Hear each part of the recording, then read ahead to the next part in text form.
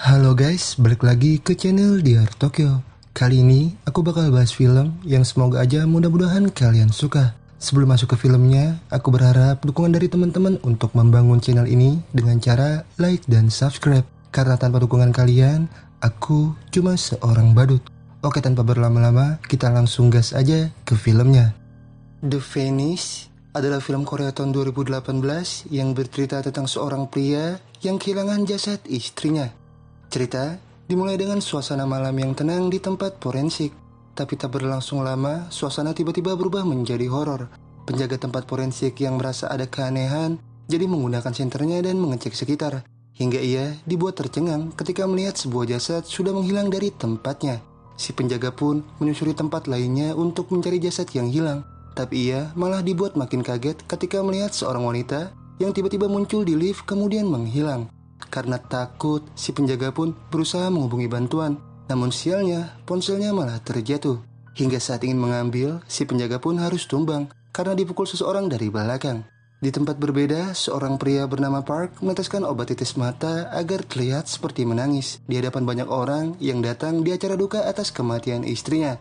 Keluarga si istri yang bersimpati pun jadi menyuruh Park untuk beristirahat. Tapi Park malah memilih pergi melajukan mobilnya untuk bertemu selingkuhannya yang bernama Hyejin. Tanpa basa-basi, Park langsung meluapkan nafsunya. Tapi tak lama, Park menghentikan hasratnya karena haus. Di sisi lain, para detektif sudah menerima laporan jasad yang menghilang di tempat forensik. Mereka pun akan menyelidiki tapi masih menunggu kapten tim mereka. Hingga tak lama, kapten mereka yang bernama Kapten Wu datang. Mereka pun bersiap menuju tempat forensik. Tapi Kapten Wu menjelaskan tidak bisa lama-lama di tempat forensik karena ia masih ada urusan lain untuk datang ke pemakaman. Singkatnya, mereka tiba di tempat forensik dan langsung mendengarkan kesaksian dari penjaga forensik. Si penjaga yang masih selamat mengaku ke polisi melihat hantu jasad yang menghilang. Kapten Wu yang yakin si penjaga orang jujur pun jadi minta bawahannya agar membebaskannya. Kapten Wu yakin jasad itu dicuri, tapi mereka masih belum menemukan jejaknya karena CCTV tidak berfungsi pada saat listrik mati. Jadi mereka tidak bisa melihat rekaman CCTV. Mereka juga tidak menemukan tanda-tanda orang keluar masuk karena semua pintu dikunci menggunakan password. Nah, wanita yang hilang itu adalah istrinya Park yang bernama Sulhi, yang merupakan seorang presiden direktur perusahaan farmasi ternama. Dan menurut laporan, kematian Sulhi disebabkan karena serangan jantung akibat fobia ketinggian. Kapten Wu lalu memeriksa plastik jasad lainnya sambil memerintahkan rekan detektif agar menghubungi Park dan minta Park datang. Detektif awalnya ragu menghubungi Park karena ia yakin Park masih dalam keadaan berkabung, tapi Kapten Wu memaksanya. Sementara Park saat ini merasa senang setelah mendengar kabar dari Hyejin yang hamil 6 bulan. Tapi kesenangan itu berubah kepanikan saat Park mendapat kabar dari detektif bahwa jasad Sulhi menghilang. Park pun pamit pada Hyejin untuk ke tempat forensik sambil membawa obat sakit kepala. Sebelum sampai lokasi, Park juga mencabut stiker surat tilang parkir yang ditempel di mobilnya. Hingga tak lama, Park teringat peristiwa di mana dirinya telah membunuh Sulhi. Nah, jadi saat Sulhi kembali dari Amerika, Park memberikan Sulhi minuman yang sudah diberi racun. Dalam rumah tangga mereka, Sulhi ini lebih mendominasi keadaan karena Sulhi memiliki kekayaan sekaligus perusahaan. Dan karena memiliki segalanya, Sulhi bisa melakukan apapun. Sampai sering membuat keputusan yang membuat Park muak. Hingga akhirnya di hari itu, Park pun bisa meluapkan rasa muaknya dengan cara membunuh Sulhi menggunakan racun. Dan sekarang, Park tiba di tempat forensik dan detektif langsung menjelaskan kronologi hilangnya jasad Sulhi. Namun Park tidak tenang ketika mendapat pesan dari Hyejin yang memberitahu ada nomor tidak dikenal yang menghubunginya. Sambil merokok, Park pun melampiaskan kekesalannya kepada detektif dan pihak forensik karena tidak becus menjaga mayat. Tapi detektif menenangkan Park dan mengajak Park bekerja sama dengan meminta keterangan dari Park tentang Sulhi. Detektif menduga yang mencuri jasad Sulhi adalah orang yang tidak suka dengan Sulhi. Tapi Park menegaskan jika Sulhi tidak punya musuh. Kapten Wu malah menduga Park lah yang memiliki musuh. Namun musuhnya Park melampiaskan semuanya ke Sulhi. Kapten Wu yakin si pelaku sepertinya hanya mengincar jasad Sulhi karena Kapten Wu sudah memastikan jika si pelaku tidak menyentuh jasad lainnya. Kapten Wu lalu menunjukkan goresan di lantai. Kapten Wu yakin goresan itu bisa ada karena si pelaku lebih dulu menggeser lemari untuk mengganjal pintu. Setelah itu si pelaku baru membawa jasad Sulhi. Kapten Wu lalu meminta rokok. Park pun memberikannya tapi terlihat gemetar. Setelah itu, Park dimintai keterangan oleh dokter forensik. Menurut riwayat catatan, selain fobia terbang, Sulhi diketahui memiliki gangguan mental dan pernah ke psikiater. Si dokter ingin tahu lebih banyak dan minta Park menjelaskan semuanya. Karena si dokter punya dugaan bisa jadi saat ini Sulhi hanya mati suri. Park yang baru mendengar tentang hal tersebut tentu kaget. Begitu juga dengan Kapten Wu yang tidak percaya. Tapi dokter menjelaskan kasus mati suri memang sudah ada sejak dulu, meski terdengar tidak masuk di akal. Tapi Kapten Wu tetap tidak percaya, karena jika memang benar mati suri, Sulhi seharusnya bersuara pada saat terbangun. Kapten Wu malah punya dugaan lain, jika Sulhi meninggal bukan karena serangan jantung, melainkan karena dibunuh. Maka dari itu jasadnya Sulhi dicuri, karena mungkin si pelaku tidak ingin jasad Sulhi sampai diotopsi. Dokter jadi bertanya jika Sulhi memang dibunuh, siapa pembunuhnya. Kapten Wu pun mencurigai Park karena orang yang paling diuntungkan atas kematian Sulhi adalah Park. Karena Park bisa saja menjadi ahli waris semua asetnya Sulhi. Kapten Wu yang menaruh rasa curiga kepada Park pun jadi ingin tahu siapa orang terdekatnya Sulhi. Park pun menjelaskan orang terdekatnya Sulhi adalah keponakannya sendiri. Kapten Wu menduga Sulhi sudah mengetahui perselingkuhan Park, tapi Park mengaku tidak selingkuh. Kapten Wu pun jadi ingin tahu Park pergi kemana sebelumnya sampai tidak bisa dihubungi. Kapten Wu yakin Park tidak ada di rumah. Park pun mengaku pergi ke apotik sambil menunjukkan obat sakit kepala yang ia bawa sebelumnya. Tapi Kapten Wu menunjukkan sobekan surat tilang parkir yang ia temukan di mobilnya Park. Kapten Wu yakin Park tidak mungkin berada di apotik selama itu.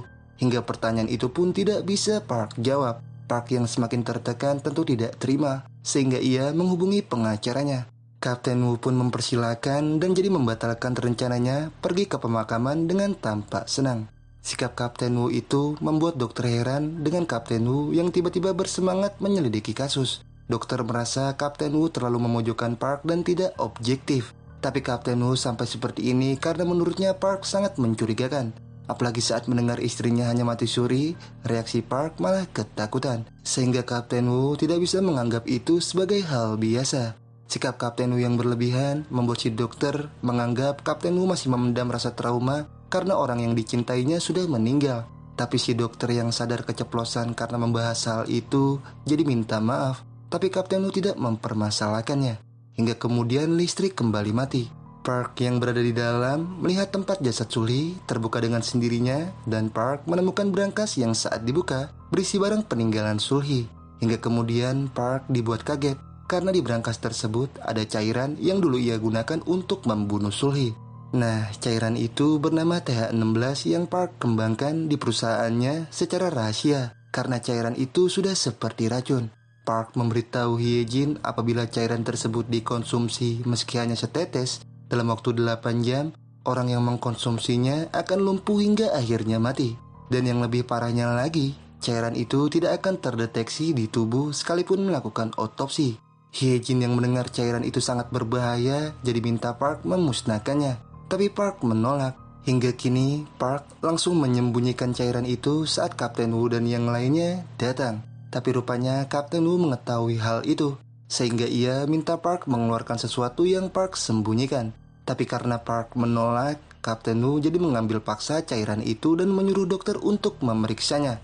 Tak lama, Kapten Wu dihubungi atasannya yang minta Kapten Wu untuk membebaskan Park. Tapi Kapten Wu masih ingin menyelidiki karena Park terlihat mencurigakan.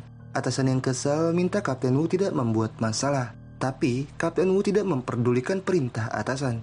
Setelah itu, Kapten Wu mengecek DNA dan menyuruh rekan detektif untuk memeriksa saluran yang ia rasa saluran tersebut adalah jalan yang dilalui oleh pelaku yang membawa jasad Sulhi. Kapten Wu juga memerintahkan detektif lainnya untuk minta keterangan dari keponakannya Sulhi. Singkatnya, rekan detektif akhirnya menemukan saluran yang Kapten Wu maksud, yang saat dimasuki rupanya terhubung ke ruang kontrol.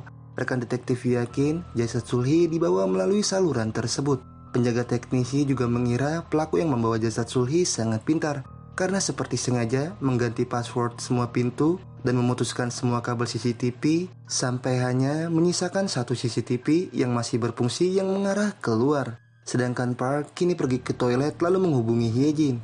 Hyejin panik karena sebelumnya dihubungi oleh orang tidak dikenal. Park pun minta Hyejin untuk tidak menghubunginya dulu. Park takut Hyejin terlibat karena saat ini polisi sudah menemukan TH-16.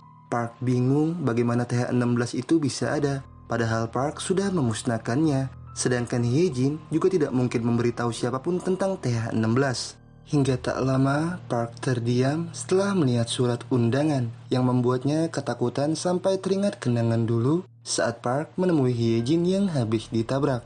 Park mencemaskan Hyejin karena Hyejin sedang mengandung. Tapi Hyejin mengaku baik-baik saja dan mengingat mobil yang menabraknya berwarna hitam. Park pun memeluknya hingga melihat mobil hitam melintas. Setelah itu, Park pulang dan juga melihat surat undangan. Sulhi yang sedang yoga langsung menanyakan kemana Park pergi sampai tidak bisa dihubungi. Bawahan Sulhi juga memberitahu Park tidak ada di perusahaan. Park pun mengaku sedang rapat dengan investor untuk mengembangkan proyek TH-16. Tapi Sulhi jadi kesal karena proyek TH-16 membuat Park sibuk dan tidak punya banyak waktu untuknya. Sehingga Sulhi ingin menggantikan posisi Park dengan bawahannya. Park protes, tapi Sulhi minta Park sadar diri akan posisinya. Park yang sadar diri dan memang tidak punya kuasa untuk menolak jadi minta maaf. Sulhi pun memperingati Park agar lebih mementingkan dirinya daripada pekerjaan. Sulhi mencintai Park dan selamanya Park akan menjadi miliknya. Sekarang, ingatan itu membuat Park panik, sehingga ia merasa ada orang yang mengetahui soal hubungan gelapnya dengan Hyejin. Di waktu yang sama, detektif lain mendatangi keponakannya Sulhi. Detektif menjelaskan dugaannya jika Sulhi dibunuh karena sekarang jasadnya dicuri. Sehingga kini detektif minta keterangan dari si keponakan tentang Sulhi. Hingga si keponakan pun memberikan surat perjanjian milik Sulhi dan Park. Detektif yang merasa surat itu penting jadi izin membawanya. Tapi si keponakan malah terdiam ketakutan melihat ponselnya. Sementara Park yang bersama Kapten Wu kini menyelidiki CCTV yang masih berfungsi ke arah jalan untuk mencari pelaku. Tapi rekaman CCTV menunjukkan tidak ada orang yang melintas selain mereka. Kapten Wu menduga si pelaku membawa jasad Sulhi melalui bukit. Kapten Wu yang yakin jasad Sulhi masih berada di sekitaran, jadi mencoba mencarinya. Tapi Park malah tegang saat melihat waktu karena menunjukkan tanggal 20 Juli 2007. Tak lama, Kapten Wu dihubungi oleh rekannya dan diberitahu jika si keponakan tiba-tiba mendapat pesan dari Sulhi yang memintanya datang ke ruangan Sulhi di kantor. Kapten Wu merasa pesan tersebut dari orang iseng, tapi rekan detektif akan menuju kantor untuk memastikannya. Di saat yang sama, rekan detektif yang berada di luar juga memberitahu Kapten Wu jika ia menemukan jejak kaki wanita. Ingin tahu informasi lebih lanjut, tapi tiba-tiba alarm kebakaran aktif, membuat Kapten Wu dan Park jadi mengungsi di ruangan lain. Di kesempatan itu, Park menghubungi Hyejin untuk mencari tahu akhiran nomor yang menghubungi Hyejin sebelumnya. Hingga saat Hyejin memberitahu, Park pun sangat kaget karena ternyata nomor yang menghubungi Hyejin adalah nomornya Sulhi. Park berusaha menenangkan Hyejin dan minta Hyejin untuk tetap di rumah mengunci diri. Tapi Park dibuat makin panik saat melihat kemunculan Sulhi dalam seketika. Park yakin Sulhi belum mati dan saat ini Sulhi sedang menjebaknya ke polisi soal kejadian di tanggal 20 Juli 2007. Park menduga Sulhi belum mati karena Sulhi memakai obat penawar setelah Park meracuninya dengan TH-16. Hyejin pun jadi ikut panik dan beranggapan Sulhi sedang membalas perbuatan mereka. Rasa takut dan cemas tentu tidak bisa mereka pungkiri. Hingga percakapan mereka harus terhenti karena ponsel Park mati dan Kapten Wu tiba-tiba hadir di hadapan Park. Di sisi lain, rekan detektif dan keponakan Sulhi yang tiba di ruangan kantor Sulhi rupanya tidak menemukan siapa-siapa. Si keponakan pun jadi akan mencoba melacak lokasi orang iseng yang mengirim pesan. Kapten Wu juga menemukan puntung rokok milik Park yang diduga menjadi penyebab alarm kebakaran berbunyi. Tak lama, dokter datang dan memberitahu hasil pemeriksaan bahwa TH-16 adalah racun. Kapten Wu pun minta dokter untuk membuatkan hasil laporan. Setelah itu, Kapten Wu menghubungi atasan dan minta dikirimkan orang untuk membantu penyelidikan. Karena sekarang Park terbukti membawa racun mematikan. Tapi atasan kesal karena Kapten Wu masih menyelidiki Park yang kini sedang berkabung. Sehingga si atasan pun akan datang dan menghentikan penyelidikan Kapten Wu.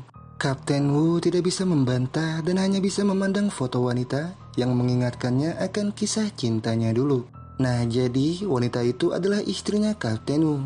Suatu ketika, setelah si istri mengunjungi ibunya, si istri dan si anak harus jalan kaki menuju terminal. Kapten Wu yang saat itu sedang sibuk jadi tidak bisa ikut. Si istri pun minta Kapten Wu tidak khawatir karena ia dalam perjalanan kembali ke rumah. Tapi naasnya si istri dan si anak malah ditabrak mobil. Ingatan duka itu membekas sampai sekarang. Sementara Park yang melamun tiba-tiba melihat jendela bergerak yang saat Park mendekat, Park tercengang karena ada minuman yang sama seperti yang dulu ia berikan ke Sulhi. Park ketakutan hingga akhirnya Sulhi juga muncul dari belakang. Tapi rupanya itu semua hanya mimpi. Park pun terbangun lalu melihat seseorang dan mencoba mengejarnya. Namun langkahnya terhenti ketika mendengar suara panggilan telepon yang saat Park temukan. Telepon tersebut mendapat panggilan dari Sulhi. Park pun mengangkatnya tapi tidak ada suara. Menghubungi kembali namun tidak aktif. Park malah mendapat pesan dari Sulhi yang mengajak bertemu di tempat rahasia mereka.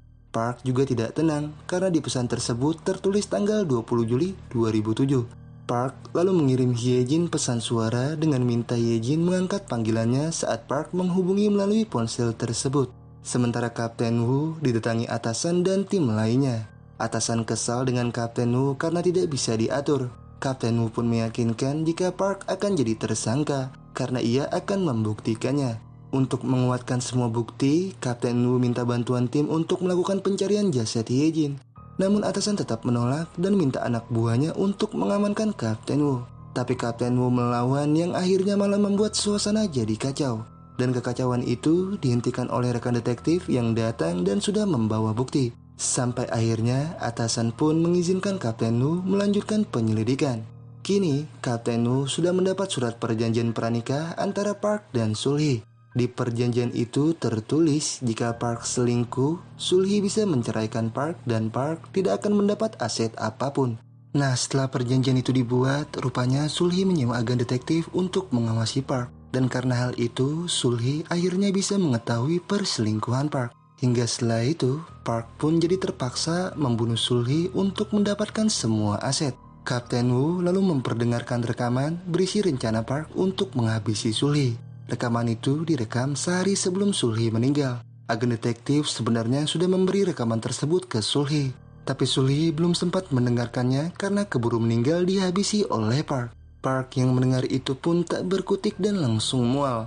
Kapten Wu lalu menemui atasan. Kapten Wu diberi waktu oleh atasan selama 1 jam untuk membuat Park mengakui semuanya. Sementara Park kini makin takut karena Sulhi mengirim foto-foto bukti perselingkuhan Park dan minta Park segera datang ke tempat rahasia mereka. Setelah tahu selama ini ada yang mengawasi perselingkuhannya, Park pun langsung menghubungi Hyejin dan minta Hyejin pergi dari rumah. Tapi saat Hyejin ingin pergi, Hyejin merasa ada yang mengawasinya. Sampai akhirnya Hyejin melihat sesuatu dan panggilan terputus. Rupanya Sulhi mengirimkan Park foto Hyejin yang sudah dalam keadaan pingsan. Sulhi mengancam akan menghabisi Hyejin jika Park tidak segera datang. Mengetahui Hyejin dalam bahaya, Park pun ingin pergi untuk menyelamatkan Hyejin. Tapi Kapten Wu tidak membiarkannya karena saat ini detektif dan tim sedang melakukan pencarian jasad Sulhi. Setelah itu, Kapten Wu minta Park tenang karena ia sudah mengirim rekannya untuk datang ke alamat Hyejin. Kapten Wu jadi ingin tahu siapa Hyejin. Hingga Park pun akhirnya menceritakan awal mula dirinya bertemu Hyejin. Nah, jadi setelah pengembangan proyek TH16 di perusahaan, Park yang juga seorang profesor kembali fokus mengajar di departemennya. Dan di sanalah pertama kalinya Park bertemu Hyejin. Padahal mata kuliah yang Hyejin ambil berbeda, tapi Hyejin selalu datang ke kelas Park dan bertanya banyak hal. Sehingga karena hal itulah mereka jadi semakin dekat. Sosok Hyejin sangat berbeda dibanding Sulhi yang selalu mementingkan dirinya sendiri dan hanya menjadikan Park sebagai hiasan. Sikap Sulhi yang membuat Park jenuh jadi membuat Park mencari kebahagiaan lain dengan menjalin hubungan dengan Hyejin. Tapi lambat laun Sulhi mulai curiga. Park pun mencoba mengakhiri hubungannya dengan Hyejin. Tapi tidak bisa karena yang ada mereka malah semakin dekat bahkan semakin intim sampai akhirnya Hyejin hamil. Park jadi memilih bersama Hyejin. Park yakin saat itu Sulhi telah mengetahui semuanya, sehingga Park merasa saat ini Sulhi sedang membalas semuanya. Dari keterangan tersebut, Kapten Wu jadi yakin jika Park memang membunuh Sulhi dengan meracuninya. Setelah itu, Park mencuri jasadnya untuk menghindari otopsi. Tapi Park menyangkal karena ia yakin Sulhi masih hidup dan hanya berpura-pura mati. Park menduga Sulhi memakai obat penawar racun yang dulu mereka kembangkan bersama. Park yakin Sulhi menyuruh orang suruhannya untuk menyuntikkan penawar itu yang membuat Sulhi jadi tidak benar-benar mati. Sehingga kemudian saat terbangun, Sulhi bisa pergi melalui bukit sementara orang suruhannya membuat kekacauan seolah jasad Sulhi dicuri. Tapi Kapten Wu minta Park menghentikan omong kosongnya. Kapten Wu tahu keterangan Park semuanya bohong. Karena sebelumnya, Kapten Wu mendapat kabar jika alamat rumah Hyejin yang Park berikan rupanya tertulis atas nama Park dan bukan Hyejin. Rumah itu seperti rumah kosong dan tidak ada tanda-tanda kehadiran orang di rumah tersebut. Kapten Wu juga telah menyusuri tempat Park mengajar, tapi tidak menemukan satupun siswi yang bernama Hyejin. Kapten Wu jadi yakin sosok Hyejin tidak pernah ada. Tapi Park tetap ngotot Hyejin ada, namun Sulhi sudah menghabisinya. Park yakin Sulhi sekarang sedang mengawasi mereka. Kapten Wu yang tidak percaya tentu sangat kesal dan minta Park sadar jika Sulhi sudah mati. Tapi tak lama ketegangan itu terhenti ketika Kapten Wu dipanggil atasannya. Rupanya pengacaranya Park datang dan ingin membebaskan Park. Kapten Wu pun minta atasannya memberi waktu sedikit lagi. Tapi atasan menolak karena mereka sudah melakukan segala cara untuk mencari jasad Sulhi tapi tidak menemukan apapun. Sehingga kini atasan minta Kapten Wu menghentikan semuanya dan segera pulang. Hingga akhirnya Park pun dibebaskan membuat Kapten Wu tidak bisa apa-apa. Rekan detektif mengajak Kapten Wu pulang. Kapten Wu pun minta si rekan mengambil kunci mobilnya di dalam. Tapi saat si rekan ingin mengambil, Kapten Wu malah meninggalkannya. Sementara Park kini dalam perjalanan menuju tempat rahasia dan rupanya diikuti oleh Kapten Wu yang tampaknya masih terobsesi dengan Park. Singkatnya, Park sampai di tempat rahasianya dengan Sulhi kemudian menyusuri sekitar. Tapi Park tidak menemukan apapun. Park pun keluar dan menyusuri hutan sambil diikuti oleh Kapten Wu diam-diam. Sampai akhirnya Park terhenti saat Kapten Wu muncul. Park bingung bagaimana Kapten Wu bisa mengikutinya. Tapi Kapten Wu langsung menghajarnya. Kapten Wu tidak menyangka karena Park sampai sejauh ini menyembunyikan jasad Sulhi. Park tetap menyangkal dan masih yakin Sulhi masih hidup. Tapi Kapten Wu minta Park percaya padanya jika Sulhi sudah meninggal. Sama seperti Kapten Wu yang juga percaya bahwa istrinya juga sudah meninggal. Kapten Wu lalu menunjukkan foto istrinya yang meninggal pada saat hari peringatan kematian orang tuanya. Kapten Wu menyesali seharusnya di hari itu mereka pergi bersama. Tapi karena Kapten Wu sibuk, Kapten Wu jadi tidak bisa ikut. Kapten Wu sebenarnya ingin menjemput istri dan anaknya kembali ke rumah. Tapi si istri menolak hingga sebuah mobil pun menabraknya. Si anak masih selamat tapi tidak dengan si istri. Mobil yang menabrak mereka kabur. Hingga saat anak Kapten Wu dirawat, Kapten Wu berusaha menyelidiki ciri-ciri mobil yang menabrak dengan bertanya pada anaknya. Karena si anak saksi mata dalam tabrakan itu. Namun lambat laun, upaya Kapten Wu mencari keadilan harus terhenti karena kasus tersebut terlupakan. Hingga akhirnya membuat kehidupan mereka terpisah. Tapi seiring berjalannya waktu, Kapten Wu bertemu anaknya lagi di kantor polisi. Nah rupanya si anak memang ingin bertemu Kapten Wu karena si anak sudah menemukan logo perusahaan yang ia ingat jelas sama seperti logo stiker yang tertempel di mobil yang dulu menabraknya. Dan karena petunjuk itu, Kapten Wu akhirnya bisa menemukan mobil si penabrak yang ternyata pemilik mobil tersebut adalah Park. Kapten Wu minta Park mengingat sebuah tragedi 20 Juli 2007. Kapten Wu minta Park menunjukkan di mana tempat Park mengubur istrinya. Park yang mendengar itu sangat terguncang hingga membuatnya ingat akan tragedi tersebut. Nah, jadi pada 20 Juli 2007, Park memang menabrak si anak dan istrinya Kapten Wu. Park yang takut ingin menghubungi bantuan, tapi Sulhi melarang dan menampar agar Park sadar. Karena jika Park memberitahu orang dan semua orang tahu kejadian itu, masa depan mereka berdua akan hancur. Mereka tidak akan bisa membela diri dan Park pasti bersalah karena saat itu mengemudi dalam keadaan mabuk. Dan sebenarnya saat itu istrinya Kapten Wu masih selamat dan berusaha minta tolong ke Park dan Sulhi. Tapi bukannya menolong, mereka malah menaruh istrinya Kapten Wu di bagasi dan memilih menguburnya hidup-hidup. Park sebenarnya tak mampu melakukan itu. Tapi Park tidak punya kuasa untuk menolak karena keadaan didominasi Sulhi. Dan sekarang Kapten Wu langsung menghajar Park untuk memberikan pelajaran bahwa dulu Kapten Wu juga merasakan apa yang Park rasakan sekarang. Karena dulu Kapten Wu juga tidak tahu istrinya masih hidup atau tidak karena jasadnya tidak pernah ditemukan. Kapten Wu sangat puas karena saat ini Park akhirnya bisa merasakan rasanya dihantui Sulhi yang jelas-jelas padahal sudah mati. Nah, jadi ternyata Kapten Wu adalah orang yang mencuri jasad Sulhi. Kapten Wu sengaja membuat kekacauan dan membuat Sulhi seolah-olah masih hidup untuk membuat Park merasakan apa yang dulu Kapten Wu rasakan. Mendengar itu, Park hanya tertunduk dan tubuhnya semakin melemah. Dalam hitungan waktu, Park akan bernasib sama seperti Sulhi. Kapten Wu bersedia menyelamatkan Park asal Park memberitahu di mana Park mengubur jasad istrinya. Park pun memberitahu dan juga memohon agar Hyejin tidak ditangkap karena Hyejin tidak bersalah dan saat ini sedang mengandung anaknya. Kapten Wu lalu mengambil ikat pinggang Park dan menunjukkan adanya alat pelacak di ikat pinggang itu. Kapten Wu memberitahu ikat pinggang itu adalah pemberian dari anaknya. Nah, anaknya Kapten Wu ternyata Hyejin. Rupanya Hyejin dan Kapten Wu selama ini menyimpan dendam dan sudah merencanakan semuanya untuk balas dendam dan berniat membunuh Park dan Sulhi. Hingga sekarang, Kapten Wu dapat dengan mudah menuntaskan dendamnya dengan mendorong Park yang sudah melemah. Karena sebelumnya saat berhubungan, Hyejin memberikan Park minuman yang dicampur TH16 pada saat Park haus. Park pun akhirnya tumbang. Hingga waktu gelap berubah terang. Kapten Wu mengeluarkan jasad Sulhi dari bagasi mobilnya. Dan setelah itu, menggali tanah hingga menemukan jasad istrinya. Perkataan Park yang benar membuat detektif jadi menepati janjinya akan menyelamatkan Park. Hingga di waktu siang, Park pun dibangunkan petugas dan di lengannya ada bekas suntikan yang membuatnya beruntung karena suntikan itu membuat nyawanya selamat. Tapi Park harus menerima kenyataan karena kini dirinya harus ditangkap atas tindakan membunuh Sulhi dan mencuri jasadnya. Park pun dibawa dan tak bisa berkutik sambil memandang jasad Sulhi yang sudah berada di tempat jasad istrinya Kapten Wu sebelumnya. Rekan detektif juga menemukan obat terlarang milik Park sehingga rekan detektif menyadari Park mengkonsumsi obat itu pada saat penyelidikan. Rekan detektif lalu menghubungi Kapten Wu, tapi Kapten Wu tidak menjawab karena kini Kapten Wu mengajak Hyejin bertemu jasad ibunya untuk yang terakhir kalinya.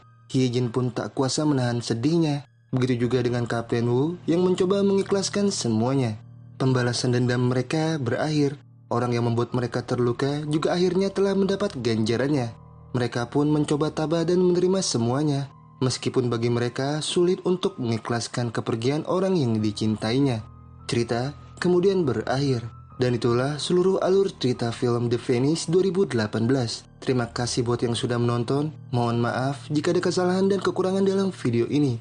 Jangan lupa like, komen, dan subscribe untuk membangun channel ini. Terima kasih, see you next video.